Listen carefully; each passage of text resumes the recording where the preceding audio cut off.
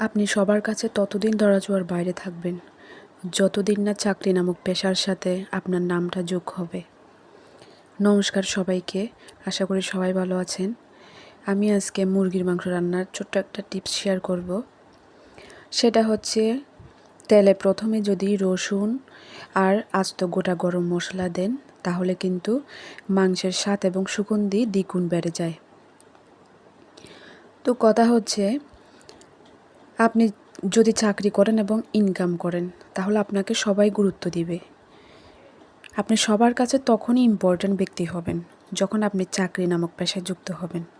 যখন চাকরি করবেন তখন আপনি সবার মধ্যমণি হয়ে উঠবেন, পরিবারেরও মধ্যমণি হয়ে উঠবেন। আর তা না হলে কেউ আপনাকে কিন্তু গুরুত্ব দিবে না। এটাই নিয়ম, এটাই বাস্তবতা, যেটা চিরন্তন সত্যি।